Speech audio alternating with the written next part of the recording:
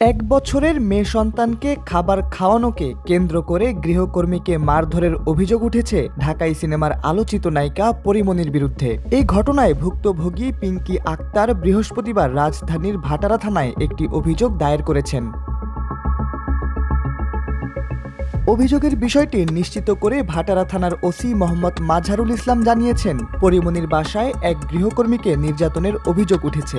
বিষয়টি তদন্তের দায়িত্ব দেওয়া হয়েছে এসআই রফিকুল ইসলামকে। তদন্তের দায়িত্বে পাওয়া এসআই রফিকুল ইসলাম জানিয়েছেন, ভুক্তভোগী পিঙ্কি আক্তার কোনো সাধারণ ডায়েরি বা জিডি করেননি, শুধু অভিযোগ জানিয়েছেন। বিষয়টি তদন্ত করা হচ্ছে।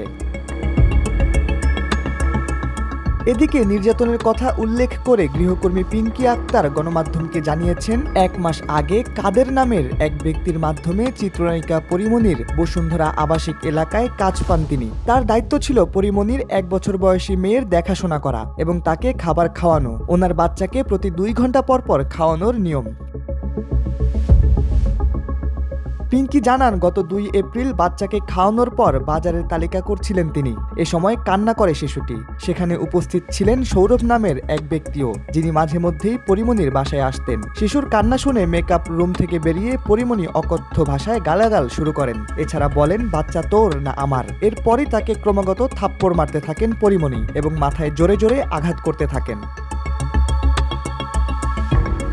ভুক্তভোগী গৃহকর্মী আরও বলেন, পরীমনির মার ধরে 3 বার ফ্লোরে পড়ে যান তিনি। এছাড়া বাম চোখে অনেক জোরে থাপ্পড় দেওয়ার কারণে দেখতেও তার সমস্যা হচ্ছিল।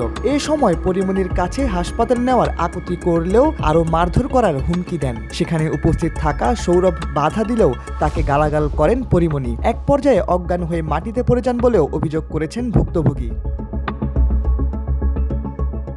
জ্ঞান ফেরার পরও কেউ হাসপাতালে না নেওয়ায় 999-এ কল দেন পিঙ্কি আক্তার। এরপর পুলিশ তাকে উদ্ধার করে। পরে নিজেই কুর্মিটোলা জেনারেল হাসপাতালে গিয়ে প্রাথমিক চিকিৎসা নেন বলেও অভিযোগে উল্লেখ করেছেন ভুক্তভোগী ওই গৃহকর্মী।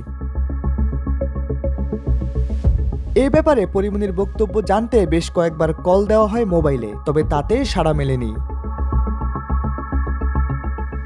শাহরিয়ার আহমেদ, সময়ের আলো।